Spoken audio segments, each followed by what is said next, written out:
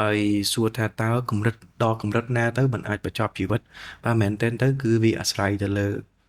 អ្នកទទួលដែរកត្តាមួយដែលជំរុញឲ្យយើងមានជំងឺធ្លាក់ទឹកចិត្តក៏ដោយសារតែជំងឺប្រចាំកាយយើងដែរថ្នាំងងុយគេបើសិនជាយើងកំពុងតែមានបញ្ហាផ្លូវចិត្តណាគ្រូពេទ្យចេញវិជ្ជាបញ្ជាមិនយើងចង់ទៅអ្នកគេអ្នកឲ្យយើងញ៉ាំគ្រូពេទ្យគាត់ចេញវិជ្ជាបញ្ជាឲ្យញ៉ាំទោះបីយើងញ៉ាំនៅក្នុងរយៈពេលរៀងវែងក៏ដោយមួយខែទៅ2ខែ3ខែក៏ដោយក៏យើងគួរតែតាមគ្រូពេទ្យដែរទឹកពិសា Bronet V Active បរិសុទ្ធស្រស់ស្រាយគ្រប់ពេល V Active មោទកភាពភេសជ្ជៈកីឡាដំបូងគេរបស់ប្រទេសកម្ពុជាបំពេញនិងរក្សាជាតិទឹកបានល្អហើយឆាប់រហ័ស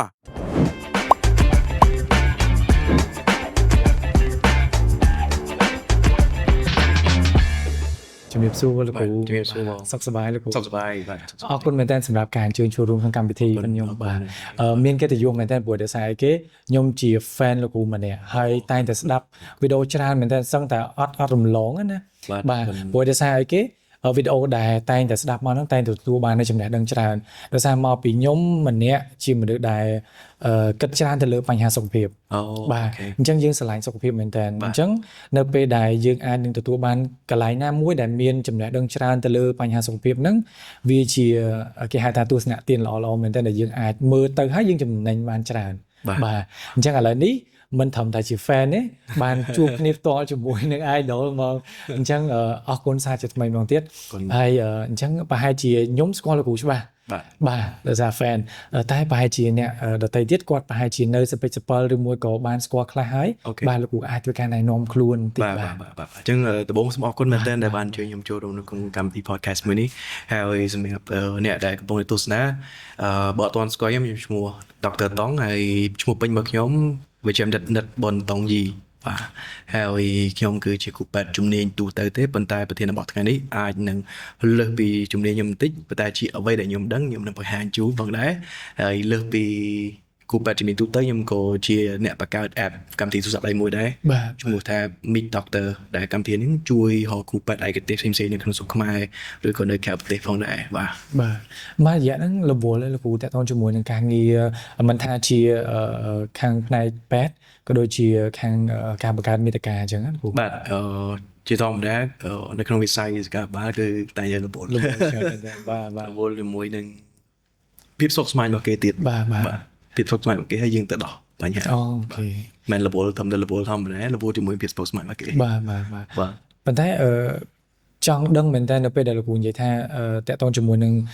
ការងារពេទ្យរវល់មែនតើព្រោះតែត្រូវជួបអ្នកជំងឺច្រើនប៉ុន្តែអ្វីដែលសំខាន់គឺលោកគ្រូជាអ្នកបង្កើតមាតិកាទៀតតើយើងអាចបែងចែកយ៉ាងម៉េចនៅពេលដែលយើងធ្វើការផងជាមួយនឹងការបង្កើតមាតិកាផងប៉ះពាល់អីអត់ទេលោកគ្រូមែនតើទៅវាអាស្រ័យទៅលើការរៀបចំរបស់យើងដូចគ្នាបាទពីមុនធ្លាប់គិតដែរថាបើយើងធ្វើអាហ្នឹងរវល់ជាមួយនឹងការងារគោលរបស់យើងហើយទៅធ្វើបង្កើតមាតិកាយ៉ាងម៉េចកើតបាទអញ្ចឹងយើងក៏សិក្សាមើលទៅគឺមានក្បួនមានຂະຫນាតនៃការរៀបចំទាំងអស់ហ្នឹងបាទអញ្ចឹងឧទាហរណ៍ថាមាតិកាដែលខ្ញុំផលិតអីទាំងអស់ហ្នឹងយើងធ្វើពេលតនេទៅសៅរ៍អាទិត្យឬក៏មួយខែយើងអាចធ្វើម្ដងពីរដងហើយយើងថតឲ្យបានគួរសមយើងទៅបាទយើង publish វាទៅបាទហើយសម្រាប់ការងារគោលយើងនៅទៅជាការងារគោលហើយអ្វីដែលមិនជាបញ្ហាដែលយើងអាចធ្វើទៅបានណាជាមួយនឹងការផលិតមាតិកាហ្នឹងយើងគ្រាន់តែយកអ្វីដែលយើងចេះដែលយើងអនុវត្តប្រចាំថ្ងៃហើយយកវាមកចែកអំដែកតាម social media បាទអញ្ចឹងវាអត់មានជាបញ្ហាអីចោតមកយើងហើយក៏មិនជាបន្ទុកជា stress អីដែរងាយស្រួលតែប៉ុន្តែនៅពេលដែលយើងចាប់ផ្ដើមចូលចិត្តវាយើងចាប់ផ្ដើមមានអារម្មណ៍ថាអ្វីគឺងាយស្រួលមែនតើបាទប៉ុន្តែនៅតែមានចម្ងល់តិចទៀតទាក់ទងជាមួយនឹងការបង្កើតមាតិកាហេតុអីបានជាធ្វើឲ្យលោកគ្រូអានេះគេហៅថានៅពេលដែលយើងចេះច្រើនទៅការបែកគំនិតហ្នឹងមិនមែនជារឿងអាក្រក់ទេការបែកគំនិតទៅល្អប៉ុន្តែថាតើកត្តាអីដែលធ្វើឲ្យលោកគ្រូបែកគំនិតទៅជាអ្នកបង្កើតមាតិកាដែលយើងហៅបើសិនជាកាន់តែយូរទៅគេហៅថា influencer អញ្ចឹងណាលោកគ្រូបាទមែនតើទៅយើងក៏លេចទៅមើលជុំវិញខ្លួនហើយចាប់ផ្ដើមពីម៉ាក់ខ្ញុំមុនពុកម្ដាយខ្ញុំមុនបាទអូនពូមីងបន្ទាប់មកអ្នកជំងឺអូខេហើយមិត្តភ័ក្តិសួរថានៅពេលដែលគាត់មានបញ្ហាសុខភាពមួយគាត់យល់បានត្រឹមត្រូវនៅបាទឧទាហរណ៍ថាប្រើប្រាស់ថ្នាំសះ គាត់ឲ្យទៅឈឺបំពង់កឈឺអីមួយដាក់ថ្នាំផ្សាអីដាក់ថ្នាំផ្សា បាទ បាទអានេះគឺសាមញ្ញទេប៉ុន្តែសួរថាទម្លាប់បែបហ្នឹងត្រឹមត្រូវអត់បាទអញ្ចឹងចាប់ដើមចេញពីឪពុកម្ដាយជុំវិញខ្លួនហ្នឹងអ៊ំពូមីងហើយអ្នកជំងឺឃើញថាការអនុវត្តការថែទាំខ្លួនរបស់គាត់វិជ្ជសាស្ត្រឬក៏ចំណេះដឹងទូទៅពាក់ព័ន្ធមួយសុខភាពគាត់ទទួលបានចំណេះដឹងមួយដែលមិនទាន់បានត្រឹមត្រូវ បាទបាទ ដល់ពេលអញ្ចឹងទៅខ្ញុំគិតថាបើសិនជាទំនាក់ទំនងរវាងអ្នកជំងឺមួយគ្រូពេទ្យអត់ស៊ីសុខមួយគ្នាអញ្ចឹងច្បាស់យើងជាគ្រូពេទ្យពិបាកមែនទែនទៅព្យាបាលគាត់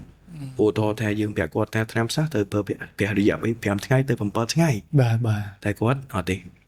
គេប្រើតែមួយថ្ងៃពីរថ្ងៃបាត់ឈឺជប់ប្រើទៅ អូ បាទនេះគឺជាភាពមិនចុះសម្រុងនឹងគ្នា បាទបាទបាទ គ្រូពេទ្យប្រាប់ឲ្យត្រូវបើតែគាត់ជឿអ្វីដែលមិនត្រឹមត្រូវ បាទ បាទអញ្ចឹង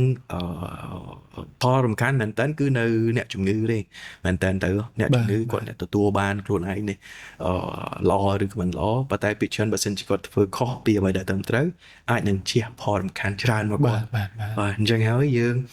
បង្កើតទាំងអស់ហ្នឹងដើម្បីអីគេជាទុននៃចំណេះដឹងជូនទៅគាត់ឲ្យវិចារណាមើលថាអានឹងត្រូវឬក៏ខុសហើយព័ត៌មានដែលយើងយកមកហ្នឹងសិតតែមានអំណះអំណាងឲ្យត្រឹមត្រូវច្បាស់លាស់ជូនគាត់ បាទបាទ អញ្ចឹងទៅគាត់ស្ដាប់ហើយគាត់ចេះហើយគាត់អាចយកទៅអនុវត្តបានទៀត បាទបាទបាទតកតងជាមួយនឹងការគិតខុសពេលខ្លះយើងអាចនឹងនិយាយថា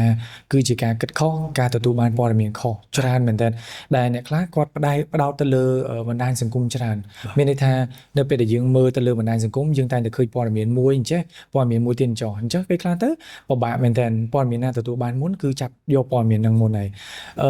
ហើយខ្ញុំអ្វីដែលខ្ញុំចាប់អារម្មណ៍មែនតើគឺការដែលយើងមើលទៅលើបណ្ដាញសង្គមច្រើនហ្នឹងហើយក៏ជាផ្នែកដែលធ្វើឲ្យយើងហ្នឹងចាប់ដើមមានគេហៅថាជំងឺបាក់ទឹកចិត្តឯណាច្រើនមែនតើឥឡូវហ្នឹងគឺអ្នកដែលមើលបណ្ដាញសង្គមហ្នឹងគឺងាយបាក់ទឹកចិត្តច្រើនមែនតើប្រធានបទដែលខ្ញុំចង់សាកសួរលោកគ្រូ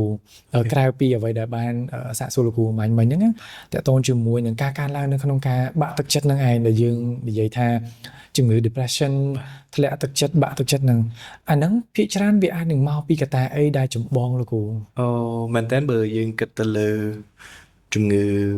បាត់តែគេហៅថាជំងឺធ្លាក់ទឹកចិត្តបាទមែនតើជំងឺធ្លាក់ទឹកចិត្តជំងឺធ្លាក់ទឹកចិត្តជាទូទៅវាមានប្រភេទទៅទៀតអញ្ចឹងប្រភេទមួយនៃជំងឺធ្លាក់ទឹកចិត្តហ្នឹងយើងហៅវាថាជា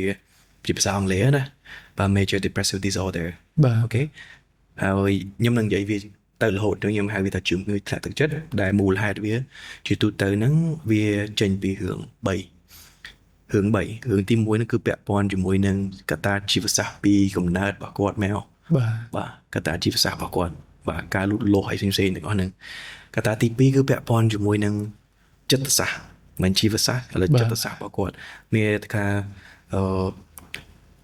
ទម្លាប់របស់គាត់របៀបម៉េចគាត់ថាគាត់មិនសូវចេះឲ្យតម្លៃខ្លួនឯងផ្សេងៗទាំងអស់ហ្នឹងណាបាទអញ្ចឹងអានឹងជាផ្នែកមួយកត្តាចិត្តសាស្ត្រដែលឆ្លុះបញ្ចាំងពីខ្លួនឯងហើយកត្តាទី3ហ្នឹងគឺពាក់ព័ន្ធជាមួយនឹងសង្គមហើយនៅបរិស្ថានជុំវិញខ្លួនសង្គមបរិស្ថានជុំវិញខ្លួនចឹងអីខ្លះមានតាំងពីលុយកាក់ការហ៊ានសូត្រការងារហើយជាមួយនឹងកត្តាផ្សេងទៀតដែលរួមផ្សំធ្វើឲ្យបង្កទៅជាបញ្ហាជំងឺធ្លាក់ទឹកចិត្ត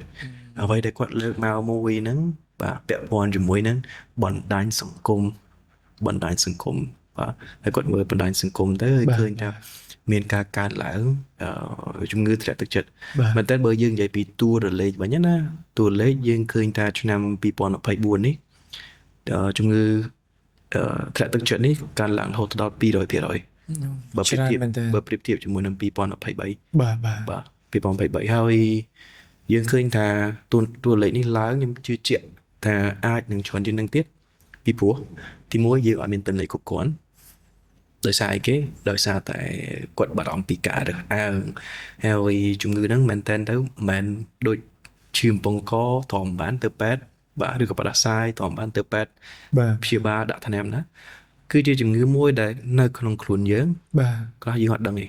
អូខេ ហើយយើងមិនដឹងទៅហៅណាគេជួយទេព្រោះយើងមិនដឹងថាខ្លួនយើងជឿអីផង បាទឲ្យនិយមន័យវាអត់ទាន់ត្រឹមត្រូវ បាទអញ្ចឹងមូលហេតុវាដូចខ្ញុំថាអញ្ចឹងវាមានកត្តាមែនតើគឺ3ហ្នឹងបើស្ដាប់ទៅពិបាកយល់បាទពិបាកយល់ប៉ុន្តែបើយើងនិយាយឲ្យសាមញ្ញ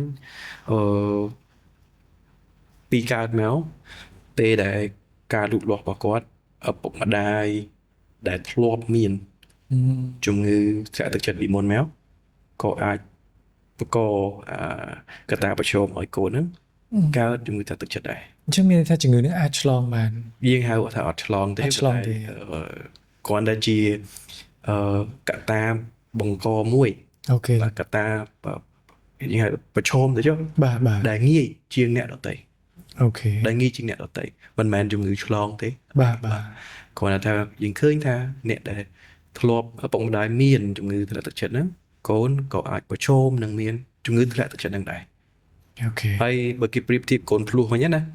កូនភ្លោះបើសិនជាឃើញថាកូនមួយគាត់មានជំងឺធ្លាក់ទឹកចិត្តម្នាក់ទៀតក៏អាចនឹងមានតែបើសិនជាឥឡូវគាត់អត់មានតែថ្ងៃមកព្រឹកគាត់នឹងងាយប្រឈមជាងអ្នកដទៃបាទអញ្ចឹងអាហ្នឹងគឺជាប្រភេទនៃជីវសាស្ត្រ បាទ យើងនិយាយជីវសាស្ត្រណា បាទបាទ បាទអញ្ចឹងនិយាយឲ្យសួរស្ដាប់បកបែកទៅអញ្ចឹងហើយនៅពេលដែលចូលមកដល់ពាក់ព័ន្ធមួយចិត្តសាស្ត្រវិញបាទមែនតើទៅវាទៅលើខ្លួនឯងច្រើនរឿងមួយដែលយើងឃើញថាវាកើតញឹកញាប់មែនតើគឺការឲ្យនិយមន័យនៃភាពជោគជ័យរបស់គាត់តាមរយៈបណ្ដាញសង្គមអញ្ចឹងនៅពេលដែលទំនើបពេកទៅបណ្ដាញសង្គមធម្មតាអ្វីដែលគេចង់បង្ហាញគឺភាពពេលខ្លះទៅអ្នកខ្លះបង្ហាញពីភាពហឺហាពីភាពជោគជ័យរបស់ប្រភេទឲ្យថ្មីនៅពេលដែលខ្លួនយើងអត់មានទេបាទខ្លួនយើងអត់បានមានលទ្ធភាពទៅរកទាំងអស់ហ្នឹងឯងហើយយើងយកបណ្ដាញសង្គមហ្នឹងមកប្រៀបធៀបខ្លួនយើង បាទបាទ មកប្រៀបធៀបខ្លួនយើងថាតើទាំងអស់ហ្នឹងវាសមមកយើងអត់ហើយយើងខំមកទៅមិនឲ្យបានទាំងអស់ហ្នឹងហើយយើងអត់បានរស់នៅជាមួយនៅបច្ចុប្បន្នភាពរបស់យើងអញ្ចឹងធ្វើឲ្យកម្រិតនៃ stress របស់យើងហត់តែឡើងទៅរហូតតតែមានបញ្ហាមួយ បាទ នេះហើយគឺពាក់ព័ន្ធជាមួយនឹងអារម្មណ៍របស់ខ្លួនឯងបាទអាហ្នឹងគឺជាការបកស្រាយតិចតួចដែលអាចឲ្យងាយស្រួលយល់ បាទ បាទ ទឹកពិសា Bronet V Active បរិសុទ្ធស្រស់ស្រាយគ្រប់ពេល V Active មោទកភាពភេសជ្ជៈកីឡាដំបូងគេរបស់ប្រទេសកម្ពុជាបំពេញនិងរក្សាជាតិទឹកបានល្អហើយឆាប់រហ័ស ដោយសារតែយើងឃើញថាមករយៈពេលចុងក្រោយនេះកត្តាដោយលោកគ្រូបានជំរាបបញ្ជាក់ចឹងថាឡើងរហូតដល់ទៅ 200% មានន័យថាយើងតែងតែឆ្ងល់ថាហេតុអីបានជាកត្តាទាំងអស់ហ្នឹងវាកើនឡើងហើយវាកើនឡើងឥឡូវច្រើនមែនទែនសម្រាប់ក្មេងៗនឹងតែម្ដងក្មេងៗជំនាន់ឥឡូវក្រោយៗនេះហេតុអីបានជាមិនមែនកត្តាហ្នឹងកើតឡើងនៅក្នុងមនុស្សជំនាន់ចាស់ៗហើយខ្ញុំ reflect ត្រឡប់ទៅវិញឆ្លុះបញ្ចាំងត្រឡប់ទៅវិញដែលខ្ញុំតែងតែលឺសូព្រោះដោយសារអីគេពួកយើងសិតតែជាអ្នកចំនួន8ជាង9អីចឹងទៅអញ្ចឹងអាសាលីសូមែនតើដែលឪពុកម្ដាយចាស់ៗគាត់តែងតែលើកឡើងថាស្អីបន្តិចក៏បាក់ទឹកចិត្តស្អីក៏បន្តិចក៏បាក់ទឹកចិត្តបើសិនជាអញនៅចំនួនពួកហែងចេះអញបាក់ទឹកចិត្តឬមួយក៏មិនចេះអញប្រហែលជាចិញ្ចឹមក្បាលពួកហែងអត់រស់ទេអានេះសុំទោសអាចនឹងរៀងស្ដាប់នៅទៅអាក្រក់ស្ដាប់បន្តិចប៉ុន្តែវាជារឿងរ៉ាវដែលជាក់ស្ដែងតែម្ដងដែលឪពុកម្ដាយមួយចំនួនគាត់តែងតែលើកឡើងអញ្ចឹងហើយបើសិនជាយើងស្ដាប់មើលទៅវាពិតជាអញ្ចឹងមែនប៉ុន្តែបើសិនជាយើងនឹកឃើញគិតអំពីបច្ចុប្បន្នកាលផងយើងនេះវាទៅជាមានការប្រែប្រួលខុសគ្នាប៉ុន្តែអញ្ចឹងហើយបានជាការដែលមានលោកគ្រូអញ្ជើញចូលរួមហ្នឹងគឺពិសេសមែនតើដោយសារពួកខ្ញុំក៏ចង់ដឹងមែនតើហើយអត់ទាន់បានឆ្លើយចម្លើយហ្នឹងគឺអត់ទាន់បានច្បាស់លាស់ទេ អូខេ ថាហេតុអីបានជាគាត់អាចនិយាយអញ្ចឹងហេតុអីបានជាយើងឥឡូវហ្នឹងវាងាយបាក់ទឹកចិត្តមែន អូខេ បាទ អូខេមែនតើទៅបើយើងក៏លេចទៅមើលតនន័យជាក់ស្ដែងសម្រាប់ខ្មែរយើងវាអត់មានការប្រៀបធៀបមួយជាក់លាក់ទេ បាទ ប៉ុន្តែចំណាប់អារម្មណ៍ដែលឃើញគឺក្មេងៗគាត់ចាប់ផ្ដើមបង្ហាញពីអារម្មណ៍របស់គាត់ច្រើនអញ្ចឹងយើងក៏ចាប់ផ្ដើមចាប់អារម្មណ៍ដែរមានច្រើនអញ្ចឹងទៅប៉ុន្តែបើសួរតនន័យជាក់លាក់គឺពិតជាអត់ទាន់មានមែនតែបើយើងក៏លេចទៅមើលWHO អង្គការសុខភាពពិភពលោកវិញរឿងជំងឺធ្លាក់ទឹកចិត្តមួយនេះយើងឃើញថាកើតច្រើនមែនតើច្រើនជាងគេនៅក្នុងចន្លោះពីអាយុ15ទៅ29 15ទៅ29អញ្ចឹងអាចនឹងក្មេងដែររហូតដល់វ័យជំទង់មួយដែរ បាទ ច្រើនតែដល់ឡែកវាមិនមែនកើតទៅលើតែវ័យប៉ុណ្្នឹងទេវ័យក្មេងក៏មានវ័យចាស់ក៏មានគាត់ណាឃើញតែច្រើន សំណួរសួរថាតើហេតុអីទៅក្មេងនៅស្រុកខ្មែរយើងចាប់ផ្ដើមមានជំងឺធ្លាក់ទឹកចិត្តហ្នឹងច្រើនម្ល៉េះបើសិនទោះបីជាអត់មានតន្ត្រីប្រៀបធៀបក៏ដោយក៏យើងក៏លេចទៅមើលចាស់តែងតែនិយាយដូចគាត់ថាអញ្ចឹងបើសិនជាអត់បើសិនជាគាត់ដូចយើងហ្នឹងមិនដឹងរស់មិនទេគាត់ឆ្លងដល់ពលពតដល់បាទចាំកូនរស់ទេចាំកូនរស់ទេ stress មួបាត់ហើយគាត់បាទអញ្ចឹង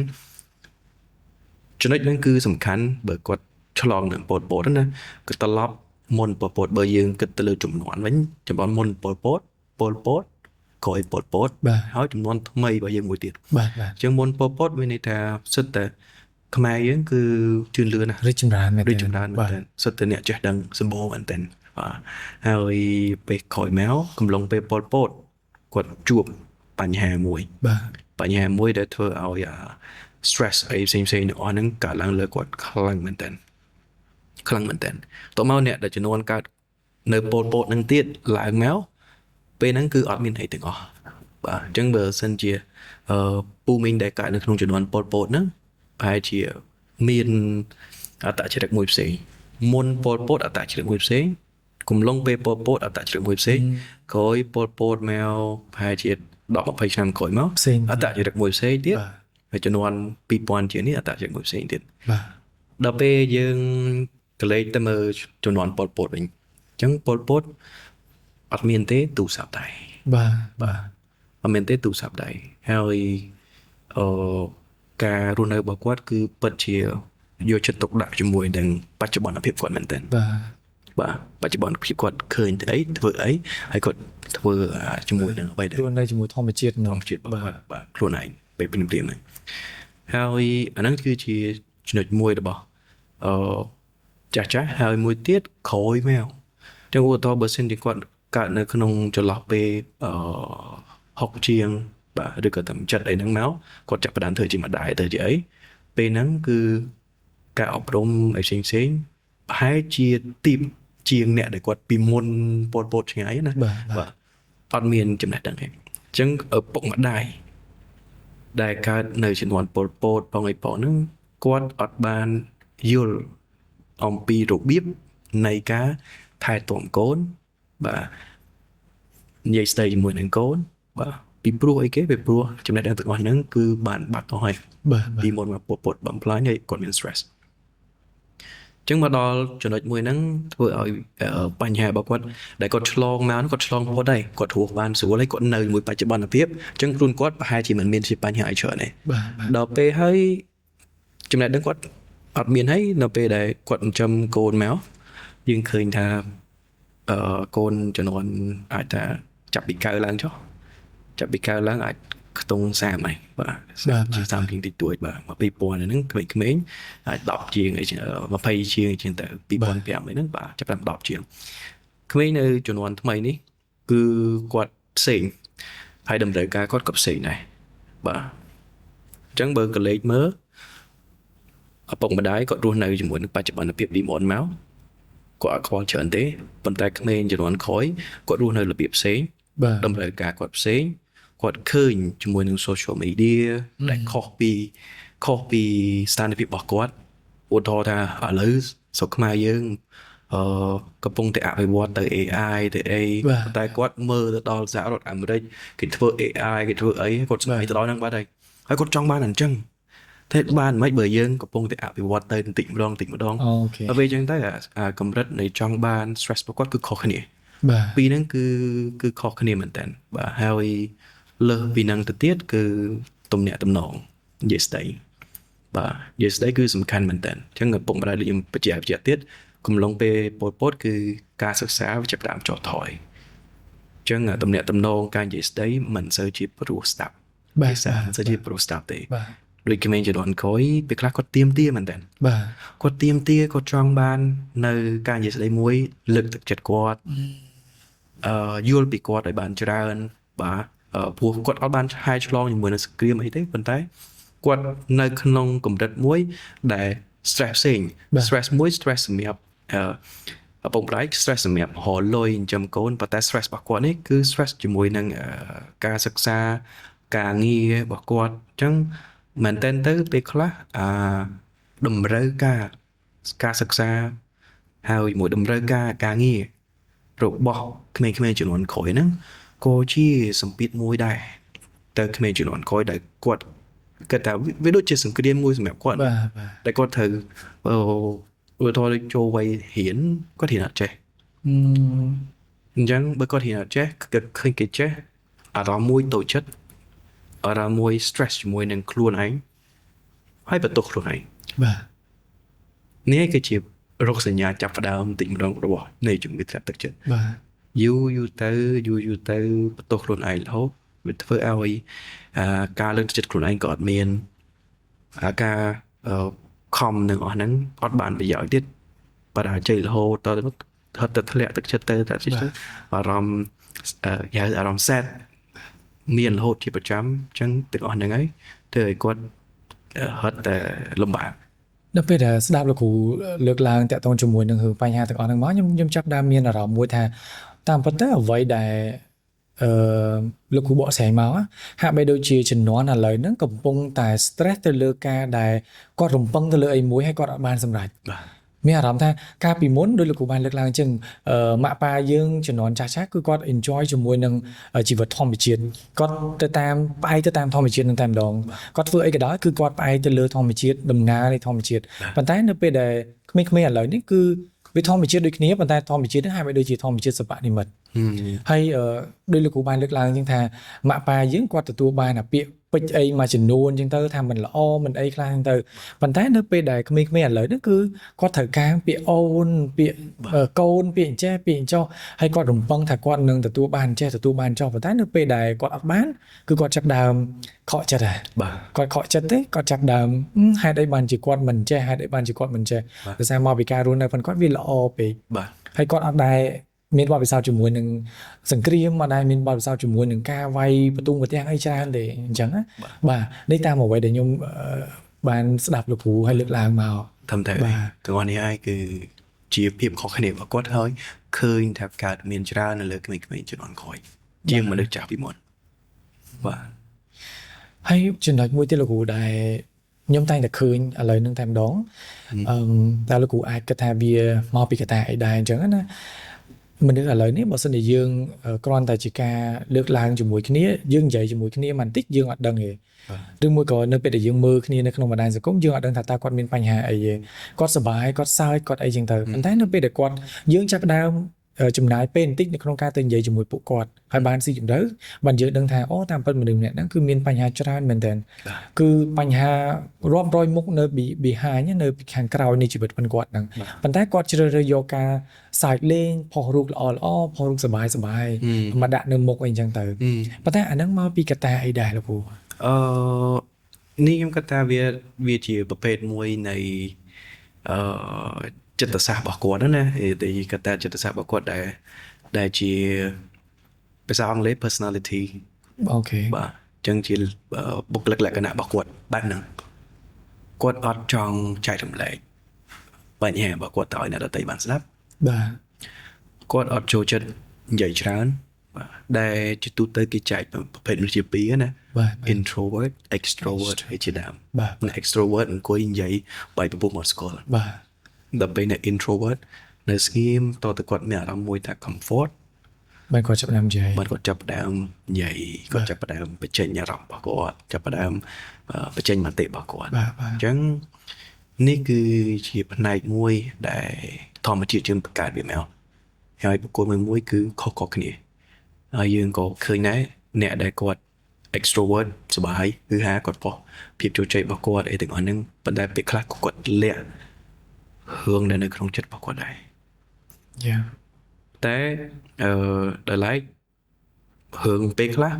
អ្នក extrovert ដែលគាត់និយាយច្រើនហ្នឹងណាពេលខ្លះគាត់ជួយគាត់ដែរបាទគាត់បង្ហាញភាពជោគជ័យមិនបង្ហាញបញ្ហារបស់គាត់ទេប៉ុន្តែនៅពីក្រោយហ្នឹងបញ្ហាដែលគាត់មានគឺគាត់មានមនុស្សមួយក្រុម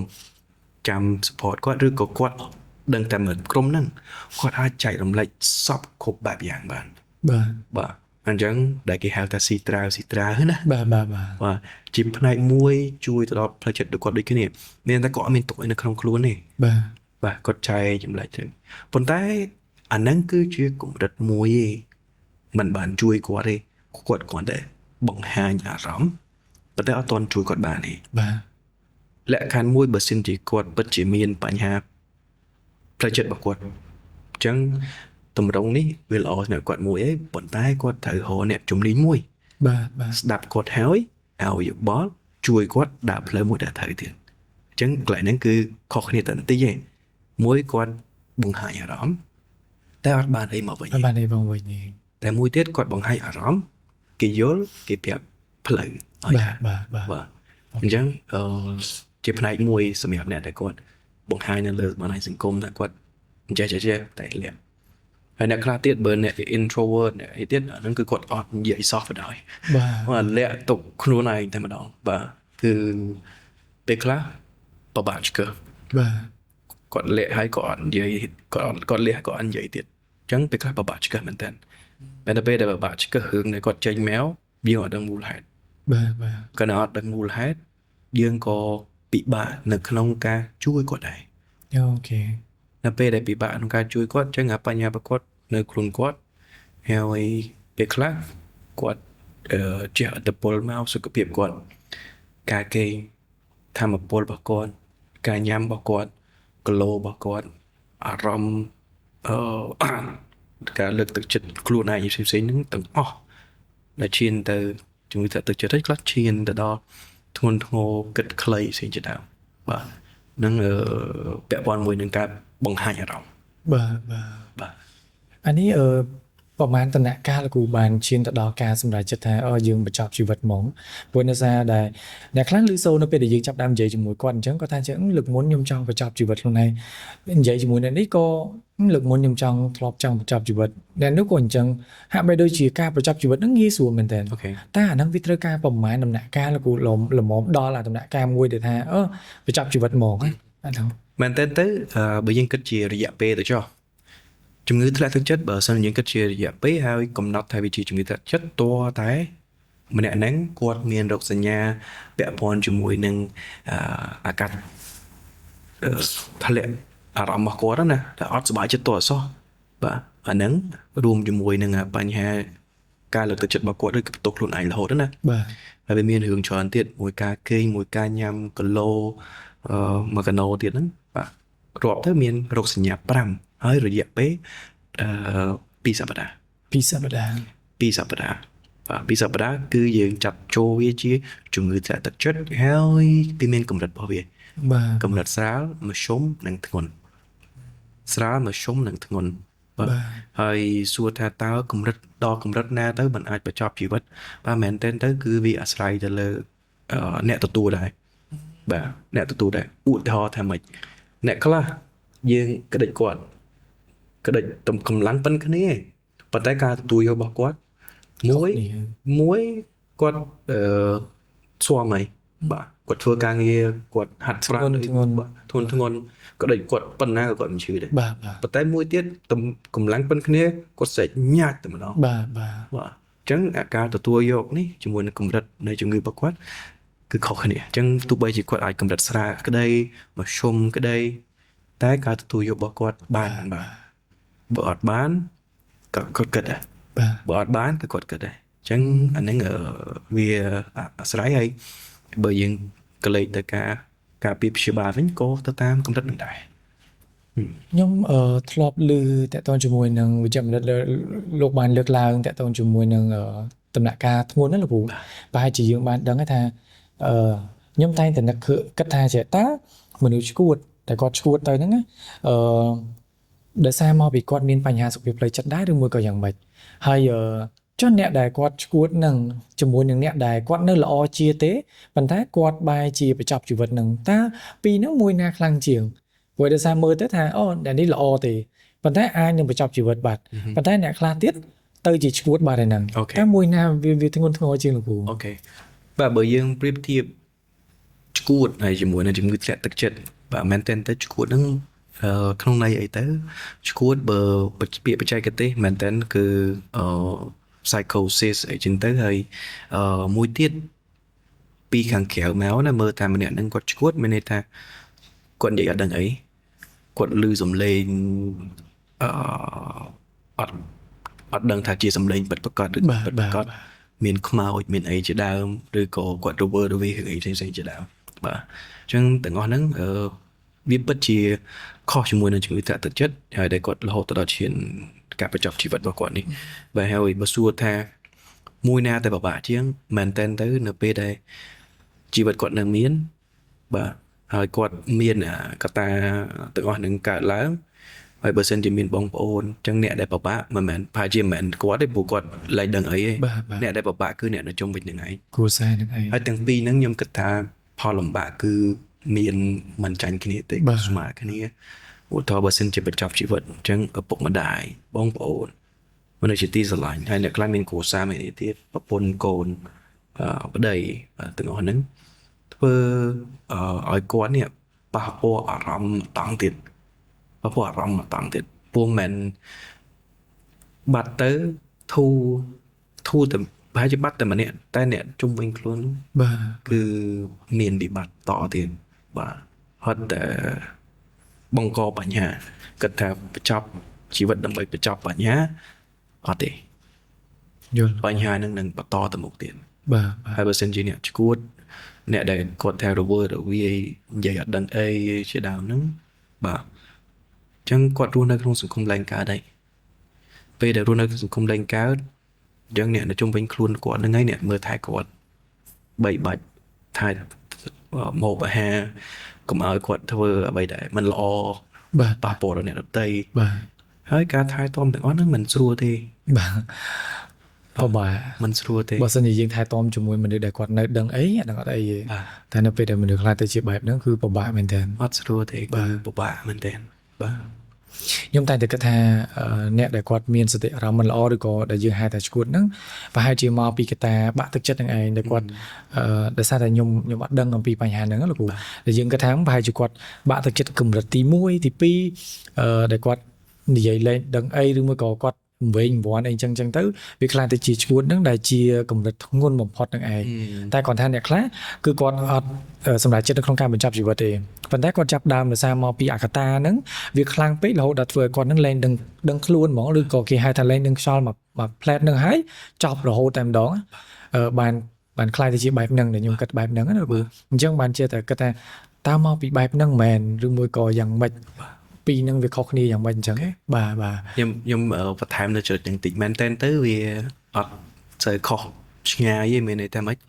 មិនថាសុកជប់គាត់ទៅឈួតនិយាយអត់ដឹងអីស្ដាប់ឮពីទៅពីនឹងអត់មានជាប់ពាក់ព័ន្ធជាមួយនឹង depression ធ្លាក់ទឹកចិត្តហ្នឹងទេបើមែនតើទៅគឺវាមានផ្សារភ្ជាប់ជាមួយនឹងជំងឺធ្លាក់ទឹកចិត្តវាមានផ្សារភ្ជាប់ជាមួយនឹងជំងឺសប្បាយខ្លាំងពេកវាមានផ្សារភ្ជាប់ជាមួយនឹងការបើពះថ្នាំអីផ្សេងគ្រឿងស្រវឹងបាទហើយជាមួយនឹងបញ្ហាសុខភាពផ្លូវចិត្តផ្សេងបញ្ចូលគ្នាធ្វើឲ្យរហូតដល់តែបញ្ហារបស់គាត់ផ្សេងមួយទៀតគឺយើងហៅឃើញក្រៅនឹងហៅទៅឈួតហ្នឹងហើយបាទអញ្ចឹងវាពិតជាផ្សារភ្ជាប់គ្នាបាទអញ្ចឹងឥឡូវនេះតកតងជាមួយជំងឺទាំងអស់ហ្នឹងវាជាគេហៅថាការព្រួយបារម្ភខ្លាំងមែនទែនសម្រាប់វិស័យសុខាភិបាលនៅក្នុងប្រទេសយើងព្រោះដោយសារគេនៅពេលដែលកើនឡើងកាន់តែខ្លាំងអាហ្នឹងវាជាបញ្ហាមួយដែរបាទបើសិនជាមានតែអ្នកសម្រាប់ខ្លួនរហូតអញ្ចឹងមានថាយើងក៏បាត់បង់ធនធានច្រើនដែរ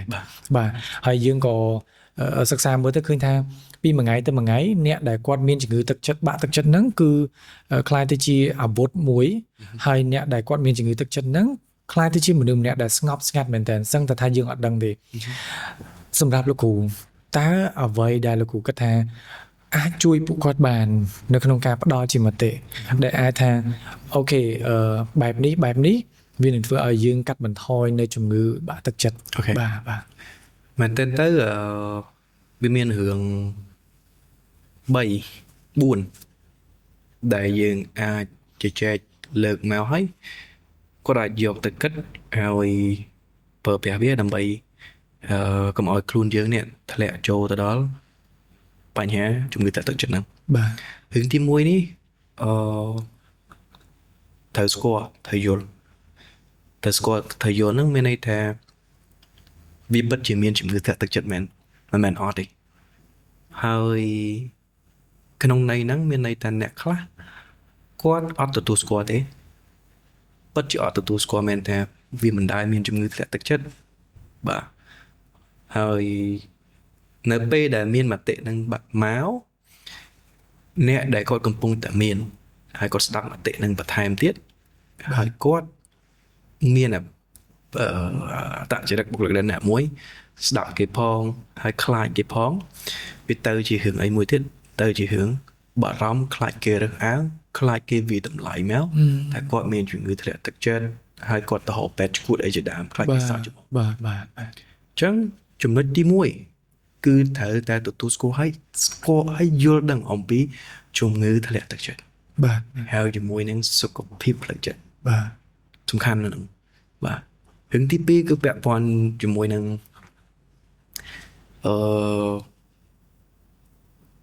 ការស្ដាប់នៅបទពិសោធន៍បរាជ័យបទពិសោធន៍បរាជ័យបើយើងរៀនពីបទពិសោធន៍បរាជ័យគឺវាជួយយើងច្រើនមែនទែនជៀសវាងពីអារម្មណ៍ដែលយើងមិនធ្លាប់រំពឹងណាបាទព្រោះពេលខ្លះយើងគិតថាយើងចង់បានអីមួយហើយយើងអត់បានវាទេដល់ពេលអត់បានអារម្មណ៍ដែលយើងបញ្ចេញទៅយើងមានទាំងអស់ទាំងការមិនពេញចិត្តទាំងមិនសប្បាយចិត្តបាត់បង់នៅចំណង់ចំណូលចិត្តជាមួយនឹងអ្វីដែលយើងចង់ធ្វើបាទហើយមានអារម្មណ៍ជាច្រើនដែលមកប៉ះពាល់យើងដល់ពេលដែលយើងអត់ដឹងពីវាហើយខ្លួនយើងគឺប៉ះពាល់ទៅខ្លួនឯងមកបាទចឹងហើយអ្នកខ្លះគាត់ស្ដាប់ការបរាជ័យរបស់អ្នកដទៃគាត់ស្ដាប់គេទៅគាត់យល់ថាអូមិនមានតែគាត់ណាបាទអ្នកផ្សេងក៏កើតចឹងដែរអ្នកផ្សេងក៏មានរឿងហ្នឹងដែរហើយគេដោះស្រាយមិនបាទគេឆ្លងវាផុតតាមិនឆ្លងអត់ផុតណាមិនតែមិនរឿងប៉ុណ្្នឹងហើយបញ្ចប់យើងណាបាទអញ្ចឹងអាហ្នឹងជារឿងមួយស្ដាប់បទពិសោធន៍បរាជ័យអ្នកដទៃហើយមួយទៀតនៅក្នុងនឹងដូចគ្នាត្រូវបង្កើតក្រុមមួយដើម្បីជួយគ្រប់គ្រងបាទអញ្ចឹងនៅលើមិញយើងស្គាល់យើងដឹងយើងយល់តបមកស្ដាប់បទពិសោធន៍បរាជ័យហើយនៅក្នុងបទបរាជ័យហ្នឹងអ្នកដែលដឹងអ្នកដែលយល់ហ្នឹងត្រូវគ្រប់គ្រងនៅពេលដែលមនុស្សម្នាក់គាត់បរាជ័យមនុស្សម្នាក់កំពុងតែមានវិបត្តិមាន stress ឬក៏កំពុងតែធ្លាក់ចូលក្នុងបញ្ហានៃជំងឺទឹកចិត្តណាបាទអញ្ចឹងនៅពេលដែលមានក្រុមមួយហ្នឹងគាត់យល់គាត់ដឹងគាត់គ្រប់គ្រងគ្នាទៅវិញទៅមកបាទគាត់គ្រប់គ្រងគ្នាទៅវិញទៅមកហើយគាត់នឹងផ្ដល់ទៅជាមតិល្អលើកទឹកចិត្តព្រោះសំខាន់ណាស់ការលើកទឹកចិត្តព្រោះនៅក្នុងរោគសញ្ញាមួយនៃជំងឺទឹកចិត្តគឺបាត់បង់ការលើកទឹកចិត្តខ្លួនឯងបាទអញ្ចឹងអ្នកដទៃគឺជាបុគ្គលមួយដែលសំខាន់ខ្លាំងមែនទែនហើយរឿងទី3គឺពាក់ព័ន្ធជាមួយនឹងទឹកពិសាប Bronet V Active បរិសុទ្ធស្រស់ស្រាយគ្រប់ពេល V Active មោទកភាពភេសជ្ជៈកីឡាដំបូងគេរបស់ប្រទេសកម្ពុជាបំពេញនិងរក្សាជាតិទឹកបានល្អហើយឆាប់រហ័សជំងឺខាងក្រៅកត្តាមួយដែលជំរុញឲ្យយើងមានជំងឺធ្លាក់ទឹកចិត្តក៏ដោយសារតែជំងឺប្រចាំកាយយើងដែរបាទប្រចាំកាយឧទាហរណ៍ដែលយើងមានជំងឺរ៉ាំរ៉ៃបាទឧទាហរណ៍ដូចទឹកនោមផ្អែមរ៉ាំរ៉ៃតម្រងទឹកនោមរ៉ាំរ៉ៃឬក៏ជំងឺណាមួយដែលរ៉ាំរ៉ៃដែលយើងគិតថាវាធ្វើឲ្យយើងពិបាកធំមែនតើណាថាអូខែនេះត្រូវទៅពេទ្យត្រូវអស់លុយទៅទិញថ្នាំត្រូវធ្វើសពគ្រប់បែបយ៉ាងដើម្បីឲ្យខ្លួនឯងនេះប្រសើរបាទអញ្ចឹងវាទៅជា stress ដែលបន្ទុកហើយបើសិនជាគាត់មានធនធានអត់អីអត់ស្អីបើអត់ធនធានអារឿងលុយហ្នឹងបាទកាន់តែស្មុគស្មាញកាន់តែខ្លាំងហើយតែស្មុគស្មាញសម្រាប់គាត់ទៀតហើយបើលុយសម្រាប់តែខ្លួនឯងមិនអីទេលុយព្យាបាលខ្លួនឯងហើយលុយសម្រាប់បែងសាបាទសម្រាប់កូនអញ្ចឹងគួរប្រគាត់នេះព្យាបាលខ្លួនឯងផងប្រពន្ធកូនបំទំនុកបំរុងទៅថ្ងៃមុខទៀតបាទអញ្ចឹងវាហត់តែstress ទៅបាទអញ្ចឹងយើងអត់ចេះដោះស្រាយវាទៀតហត់តែយ៉ាប់ទៅទៀតបាទអញ្ ចឹងហ្នឹងគឺពាក់ព័ន្ធជាមួយនឹងជំងឺផ្សេងៗហើយទី4នេះគឺពាក់ព័ន្ធជាមួយនឹងយល់ពីខ្លួនឯងដែរអញ្ចឹងមិញយើងយល់យើងចេះយើងដឹងហើយ បាទ ហើយជាចំណេះដឹងមួយ បាទ តបមកពាក់ព័ន្ធជាមួយនឹងរៀនយល់ពីការបរាជ័យដើម្បីឲ្យខ្លួនឯងស្គាល់ហើយមានក្រុម support ជួយចឹងទៅបាទហើយតបមកជួយខ្លួនឯងពាក់ព័ន្ធជាមួយជំងឺផ្សេងៗបន្ថែមតិចកន្លែងជំងឺផ្សេងៗហ្នឹងវាកើតចេញពីរបបរស់នៅរបស់យើងដែរណាការរស់នៅរបស់យើងដែរណាការញ៉ាំអាហារផ្សេងៗល្អចឹងទៅបាទលំហាត់ប្រាណនៃទាំងអស់ហ្នឹងទឹកឲ្យផ្សេងៗហ្នឹងឲ្យគ្រប់គ្រាន់ទាំងអស់ហ្នឹងមិនយើងមានសុខភាពល្អបើមានសុខភាពល្អទៅជឿគឺមិនហើយហើយពេលទី4គឺពេលដែលគាត់ស្វែងយល់ពីខ្លួនឯងគាត់ពិតជាមានជំងឺធ្លាក់ទឹកចិត្តឬក៏ស្ថិតនៅក្នុងស្ថានភាព stress មួយដែលគាត់ពិបាកដោះការដែលទទួលស្គាល់ខ្លួនឯងបាទព្រោះយើងចេះអស់ហើយប៉ុន្តែព្រឹងមួយទៀតចុងក្រោយនេះបើយើងកំពុងតែជួបតើយើងដឹងខ្លួនឯងអត់ថាយើងមានជំងឺធ្លាក់ទឹកចិត្តឬអត់ បាទ មិនធំតែហត់មិត្តភក្តិជជែកគ្នាគាត់ដឹងអត់ហ្នឹងឯងបាទអញ្ចឹងបើយើងសុខភាពផ្លូវកាយមួយឆ្នាំយើងទៅ check ម្ដងយើងដឹងអូមានលើស្ករលើខ្លាញ់លើអីជាដើមហើយបើចិត្តយើងមកដល់វ័យប៉ុណ្ណេះអ្នកខ្លះអត់ទាន់វាតម្លៃខ្លួនឯងម្ដងផង បាទ ទទួលស្គាល់គ្រូទទួលស្គាល់ អត់ដឹងនៅខ្លួនឯង stress មួយកម្រិតណាផង បាទ អត់ដឹងថាដោះស្រាយ stress នឹងរបៀបណាផងអញ្ចឹងការទទួលស្គាល់ខ្លួនឯងគឺជារឿងមួយដែលចាំបាច់មែនទែនបើសិនជាយើងពិបាកក្នុងការដោះរឿងអីមួយយើងអត់គេវាតម្លៃផង បាទ ហើយការវាតម្លៃហ្នឹងវាផ្ដល់ផលប្រយោជន៍ដល់យើងទីមួយយើងដឹងខ្លួនឯងយើងមានបញ្ហាផ្លូវចិត្តអត់បើមានគេប្រាប់យើងត្រូវដោះរបៀបម៉េចហើយយើងដោះវាទៅវាបាត់បាទប្រយោជន៍វាគឺនៅកន្លែងហ្នឹងហើយបើសិនជាគាត់អ្នកដែលធ្ងន់ឬក៏អ្នកកំពុងតែកើតតែម្ដងណាជំរឿនរបស់គាត់មាន3ទី1គឺពាក់ព័ន្ធជាមួយនឹងការជជែកជាមួយនឹងអ្នកចិត្តសាស្ត្រ បាទបាទ ចឹងដូចខ្ញុំថាអញ្ចឹងជជែកយល់ពីបញ្ហាឬគោលវាមិនហើយគេប្រាប់ដំណោះស្រាយដោះវាអានឹងជជែកជាមួយអ្នកចិត្តសាស្ត្រហើយជាទូទៅយើងឃើញថាអ្នកកម្រិតស្រាលទៅមធ្យម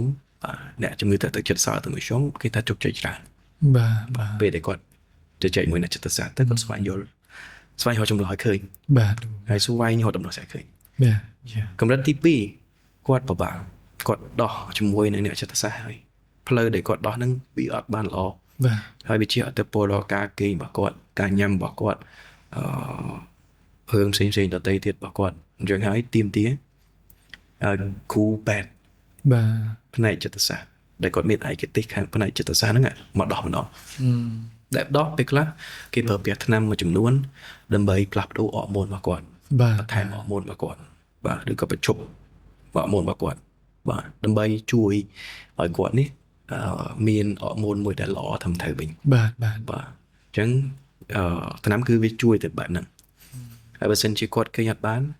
ហៅមើលថ្នាំដើម្បីជួយការគេងរបស់គាត់បាទហើយនៅត្រង់ចំណុចហ្នឹងក៏ចង់បញ្ជាក់តិចដែរថ្នាំងុយគេងពេលខ្លះយើងគិតយើងកំពុងតែមានបញ្ហាផ្លូវចិត្តគូពេទ្យឲ្យថ្នាំងុយគេងយកហ៊ានញ៉ាំទេ បាទ វាខ្លាចប៉ះពាល់សុខភាពតែត្រូវចាំរឿងមួយថ្នាំងុយគេងបើសិនជាយើងកំពុងតែមានបញ្ហាផ្លូវចិត្តណាគ្រូពេទ្យចេញវិជ្ជាបញ្ជាមិនយើងចង់ទៅអ្នកគេអ្នកឲ្យយើងញ៉ាំគ្រូពេទ្យ បាទ គាត់ចេញវិជ្ជាបញ្ជាឲ្យញ៉ាំទោះបីយើងញ៉ាំនៅក្នុងរយៈពេលរៀងវែងក៏ដោយមួយខែទៅ2ខែ3ខែក៏ដោយក៏យើងគួរតែតាមគ្រូពេទ្យដែរហើយពីព្រោះផលសំខាន់នៃថ្នាំហ្នឹងអត់ខ្លាំងជាង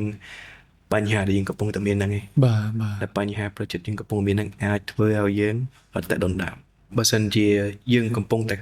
គេងអត់បានមួយថ្ងៃគេងបាន10ម៉ោងបើឯងធ្លាប់អត់គេងទេ ធ្លាប់លោកគ្រូធ្លាប់ ហើយមានអារម្មណ៍មិន មានអារម្មណ៍ថាធីងធងឲ្យសើពិបាកមែនតើបាទ ចុះបើសិនជាគាត់គេងអត់បានមិនតែមួយថ្ងៃមិនពីរថ្ងៃមួយសប្តាហ៍ពីរសប្តាហ៍ខ្លះចូលដល់មួយខែគេងអត់លក់រហូតតែពេលគាត់គេងអត់ស្កប់ទេអញ្ចឹងថាមកពលគាត់អត់មានទេ អស់តែម្ដងបាទ ប៉ះពាល់ខ្លាំងមែនទែនទៅការងាររបស់គាត់ យ៉ាយ៉ា ម មិនតែសុខភាពណាការងារអារម្មណ៍ចិត្តចង់ឬអីមួយ តែម្ដងលេង តែម្ដងចឹងនេះហើយជាហេតុផលដែលខ្ញុំថាងុយគេងវាអត់អាក្រក់ជាងបញ្ហាដែលយើងកំពុងតែជួបនឹងទេ អរគុណច្រើនមែនទេលោកគ្រូបាទអរគុណ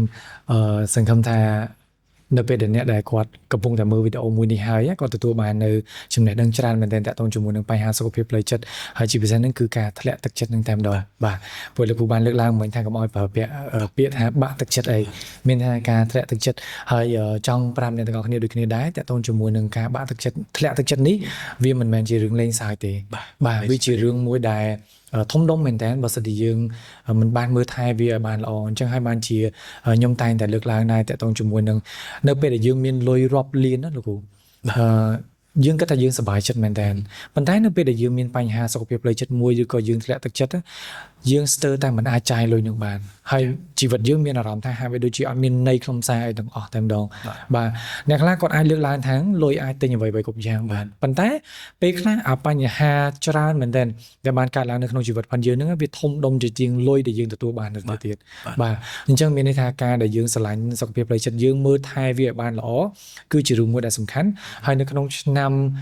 មិនថាឆ្នាំនេះទេលោកគ្រូអាចនិយាយថានៅក្នុងកំឡុងពេលឥឡូវនេះបើសិនជាយើងមានអ្នកដែលគាំពៀជាមួយនឹងការគាំទ្រសុខភាពផ្លូវចិត្តយើងគឺជារឿងមួយដែលសំខាន់មែនទែនល្អមែនទែនកម្រមានអ្នកដែលដោយលោកគ្រូបានលើកឡើងអញ្ចឹងកម្រមានអ្នកដែលយល់អំពីបញ្ហាយើងហើយស្ដាប់បាទពួកអីតកតងជាមួយការធ្លាក់ទឹកចិត្តហ្នឹងគឺពេលខ្លះយើងអត់ត្រូវការអីច្រើនទេត្រូវការតែអ្នកស្ដាប់ទេលោកគ្រូបាទដូចខ្ញុំជឿថាប្រហែលជាលោកគ្រូទទួលបានសារច្រើនពីបញ្ហាមិនថាបញ្ហាបាក់ទឹកចិត្តធ្លាក់ទឹកចិត្តទេមិនថាបញ្ហាផ្សេងទេប៉ុន្តែមានលោកគ្រូនៅក្នុងការស្ដាប់ហ្នឹងគឺជារឿងមួយដែលល្អមែនតើបាទដូចជាខ្ញុំតែងតែស្ដាប់នៅអ្វីដែល fan ដែលគាត់តែងតែប្រាប់មកអញ្ចឹងបាទអញ្ចឹងសារជាថ្មីម្ដងទៀតអរគុណមែនតើអរគុណលោកគ្រូមែនតើសម្រាប់ការអញ្ជើញចូលរួមហើយការផ្ដល់កិត្តិយសនៅក្នុងការបកស្រាយជាមួយនឹងបញ្ហាសុខភាពផ្លូវចិត្តឥឡូវនេះពីការសន្ទនាចេញពីចិត្តផងយើងក៏បានមកដល់ទីបញ្ចប់ដែរហើយអរគុណមែនតើសម្រាប់ការតាមដានហ្នឹងហើយអរគុណសារជាថ្មីម្ដងទៀតលោកគ្រូអរគុណច្រើនបេសកកីឡាបំពេញចិត្តទឹក We Active ល្អបំផុតសម្រាប់លោកគ្នាពិសេសអ្នកលេងកីឡាផលិតផលខ្មែរ 100% ផលិតដោយក្រុមហ៊ុនវឌ្ឍនៈ